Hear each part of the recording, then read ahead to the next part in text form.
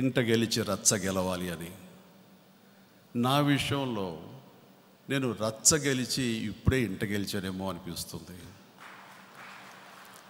దానికంటే ముందు నేను ఆర్టిస్ట్గా డే బై డే గ్రో అవుతున్న సమయంలో బయట ఆడియన్స్ నుంచి అందరి నుంచి చాలా చక్కటి ప్రశంసలు వస్తుంటే నేను ఇంటికి వెళ్ళినప్పుడు మా నాన్నగారు ఏమన్నా సినిమా చూసి పొగుడుతారా చూస్తే ఆయన ఎప్పుడు పొగిడేవాళ్ళు కాదు. అలా చూసి వచ్చావాదా అని. అట్లా ఎప్పుడు ఎన్ని సంవత్సరాలైనా ఎన్ని సినిమాలు అయినా సరే బయట నాకు ప్రశంసలు వచ్చాయి, కానీ ఇంటికి వెళ్ళేసరికి ఆయన ఏమీ పొగిడేవాళ్ళు కాదు. నాకు నటన అంటే చాలా ఇష్టం, కానీ నా నటన నచ్చలేదా ఏంటి, ఏమి పొగడరు ఏమిటి, ఏమి ప్రశంసించరు ఏంటి అని అనిపిస్తుండేది. సో ఒకరోజు వెళ్ళినప్పుడు నా కవర్ పేజీలన్నీ తోటి మ్యాగజైన్స్ ఉన్నాయి అక్కడ, వాటిని చూస్తున్నారు. నేను రాగానే తీసి పక్కన పడేశారు. అవి బాగున్నాయి కదా, బాగున్నాయిరా అని ఒక మాట అంటారేమో అంటే అనలేదు ఆయన. సరే లోపలికి వెళ్ళి అమ్ముంది.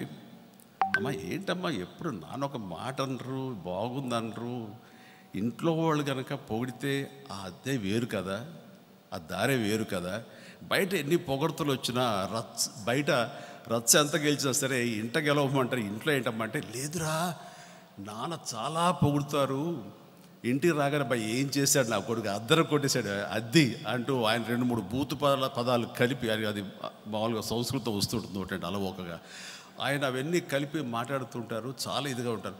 కదమ్మా ఇప్పుడు కూడా చూడు అంటే, లేదురా నేను అడిగాను మరి ఆ విషయం వాడికి చెప్పచ్చు కదా అంటే, లేదే బిడ్డల్ని తల్లిదండ్రులు పొగడకూడదు, ప్రశంసించకూడదు, అది వాళ్ళకి ఆయుక్షీణం అని చెప్పేసి ఆ రోజు అనిపించింది.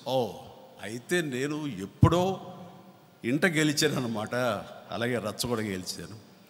అలాంటిది నా సినీ ప్రస్థానం సంబంధించి ఈ ఫిల్మ్ ఇండస్ట్రీలో నేను ఫస్ట్ రచ్చ గెలిచాను. కానీ పరిశ్రమలో గెలిచే అవకాశం, పరిశ్రమ అంటే నా ఇల్లు అనుకుంటే, ఈ పరిశ్రమలో గెలిచే అవకాశం వజ్రోత్సవాలు అప్పుడు వచ్చింది. అందరూ కలిపి, ఇక్కడ చాలామంది ఉన్నారు, అందరూ కలిపి నాకు లెజెండరీ అవార్డ్ ప్రదానం చేస్తుంటే ఆ రోజు చాలా చాలా హ్యాపీ ఫీల్ అయ్యి ఎంత ధన్యుణ్ణి అనుకున్నాను. కానీ కొన్ని ప్రతికూల పరిస్థితులు, కొంతమంది అది హర్షించని టైంలో నాకు తీసుకోవటం అనేది నాకు సముచితంగా అనిపించలేదు. దానికి ఆ రోజు ఒక క్యాప్స్యూల్ బాక్స్ ఉంది, అందులో పడేసి నాకు అర్హత ఎప్పుడైతే ఉందో అప్పుడే తీసుకుంటాను అని ఆ రోజున నేను అవార్డు తీసుకోలేదు. అంటే ఆ రోజు నేను ఇంట గెలవలేదు. ఈరోజు ద గ్రేట్ ఏఎన్ఆర్ అవార్డు నాకు వచ్చిన రోజున, ఈ అవార్డు నేను పుచ్చుకున్న రోజున, అది అమితాబ్ బచ్చన్ గారి చేతుల మీదుగా పుచ్చుకున్న రోజున నా మిత్రుడు, నా సోదరుడు మనస్ఫూర్తిగా ఆహ్వానిస్తూ ఈ అవార్డుకి మీరు అన్ని రకాల అర్హత ఉంది తీసుకున్న రోజున ఇప్పుడు అనిపిస్తుంది, ఎస్ నేను ఇంట గెలిచాను, రచ్చా గెలిచాను.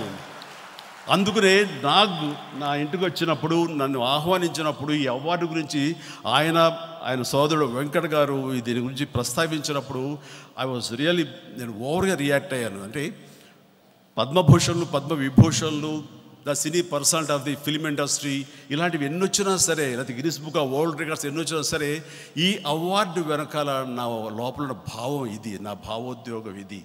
నా వాళ్ళు నన్ను గుర్తించి, నా వాళ్ళు నా ఇంట ఇలాంటి ప్రశంసలు, ఇలాంటి అవార్డులు వచ్చిన రోజున అది నిజమైన అచీవ్మెంట్, అది అని నేను ఫీల్ అయ్యాను. అది ఈ రోజున మనస్ఫూర్తిగా అనుభవిస్తాను. అందుకనే నాకు ఈ అవార్డు మామూలు అవార్డు కాదు, ఇది ప్రత్యేకమైన ఉంది. ఎందుకు ప్రత్యేకమని చెప్పేసి, ఎందుకు అన్నింటి అవార్డులు మించిన అవార్డు గొప్ప అవార్డు అని నేను ఫీల్ అవుతాను అన్నది నేను ఈ రోజు స్టేజ్ మీద చెప్పాలనుకున్నాను, చెప్పాను. అందుకే నాకు ఆ మాట అన్నాను. చాలా చాలా ఆనందంగా ఉంది.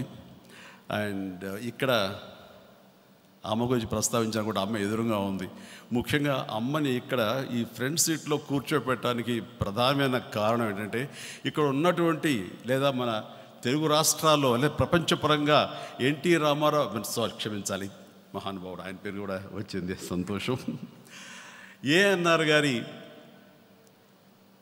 ఫ్యాన్స్ ఎవరైనా ఉంటే కనుక వాళ్ళు సీనియర్ మోస్ట్ ఫ్యాన్ అమ్మ ప్రజెంట్. ఇప్పుడు ఎలాంటి ఫ్యాన్ అని మీతో ఒక ఇన్సిడెంట్ నేను షేర్ చేసుకోవాలి. ఆ మహానుభావుడికి అమ్మ మొగల్తూరులో నిండు గర్భిణిగా ఉంది. చాలా పెద్ద ఆవిడే కాదు, ఇంకా మైనర్ బాలికే, 15 నుండి 16 వచ్చినాయి. గర్భం నెలలు నిండిని, కడుపులో ఒక జీవి, ఈ చిరంజీవి ఉన్నాడు. అమ్మ తన కోరిక వెలుబుచ్చింది, ఏమండి మా నాగేశ్వరరావు గారి సినిమా రిలీజ్ అయింది, వెళ్ళి చూడాలి, మళ్ళీ 1 or 2 months అయితే కనుక డెలివరీ అయితే ఇంకా నేను బయటికి పంపరు, నేను చూసే అవకాశం లేదు, నేను చూడాలి అని. అమ్మ మొగల్తూరులో ఉండేది, వాళ్ళ పుట్టింట్లో. నర్సాపురం దాటి పాలకొల్లు వెళ్ళాలి, అక్కడ నాన్నగారు అక్కడ థియేటర్లో చూపించి తీసుకురావాలి.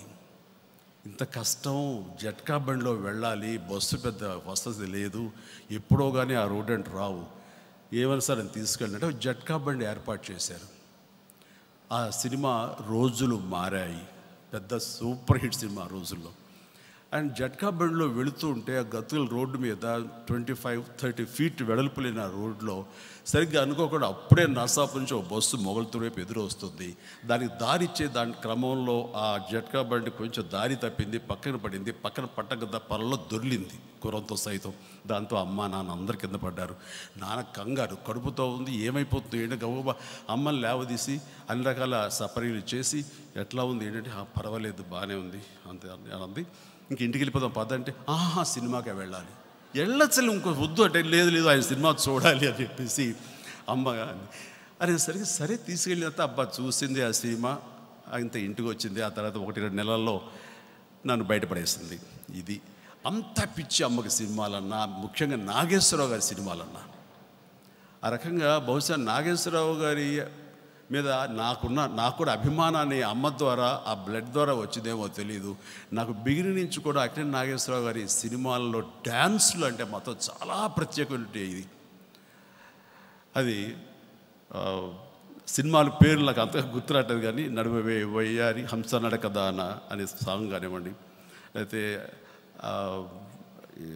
అయ్యయ్యో బ్రహ్మయ్య అనే సాంగ్ కానీ, దసరా బుల్లోడ్ సాంగ్స్ కానీ, what not every song, Prema Nagar కానీ, ఇవన్నీ కూడాను ఆయన పాటలు వస్తే కనుక నాకు తెలిసిన పద్ధతిలో నేను డ్యాన్స్ వేసుకుంటూ ఉండేవాడిని. అంత నిజంగా నాకు డ్యాన్సెస్లో నాకు సోర్స్ ఆఫ్ ఇన్స్పిరేషన్ ఎవరైనా అంటే కనుక అది అక్కినేని నాగేశ్వరరావు గారు. నాగ్ మీదకి నాకు వచ్చింది. నాగార్జున నాకు ఎంతో ఇన్స్పిరేషన్. ఇది ఆరోగ్యం కీపప్ చేయడంలో కానీ, ఆరోగ్య సూత్రాలు పాటించడంలో కానీ, ఎక్సర్సైజ్ చేయటంలో కానీ, ఇప్పటికీ అసలు వయసు అన్నది నో మ్యాటర్, ఎప్పుడు ఆ యంగ్గా ఉండటానికి చేసే శ్రద్ధాశక్తులు కానివ్వండి, ఆయన మానసిక పరిస్థితి, ఇవన్నీ కూడా నేను అలవర్చుకుంటూ ఉంటాను, తెలుసుకుంటుంటాను, ఆచరిస్తూ ఉంటాను. ఆ రకంగా నాకు ఒక స్నేహితుడు, ఒక బ్రదరే కాదు, నాకు ఆ విషయాలు చెప్పే ఆరోగ్య సూత్రాలు తెలిపే ఒక డాక్టర్ కూడాను. చాలామంది అడుగుతుంటారు, సార్ ఇంత యంగ్గా ఇంత సరదాగా ఎలా ఉన్నారు మీరు అని. నేను చెప్పను, ఎందుకంటే అందరూ నాగార్జున దగ్గర అయిపోతారు కాబట్టి. కారణం నాగార్జున.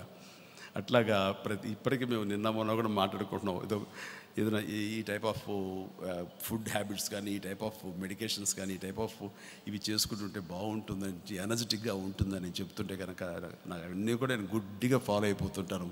అందుకని ఆ రకమైనటువంటి స్నేహభావం మా ఇద్దరి మధ్య ఉండటం అన్నది, పెనవేసుకోవడం అన్నది నిజంగా ఆ భగవంతుడు నాకు ఇచ్చినటువంటి అద్భుతమైన స్నేహితుడు నాగార్జున. ఇంకా వాళ్ళ బిడ్డలు ఉన్నారంటే కనుక చైతు, అఖిల్, వాళ్ళను మనస్ఫూర్తిగా, అఖిల్ అయితే పెదనాన్న అని పిలుస్తుంటే నిజంగా బిడ్డ వాత్సల్యం అనిపిస్తుంది.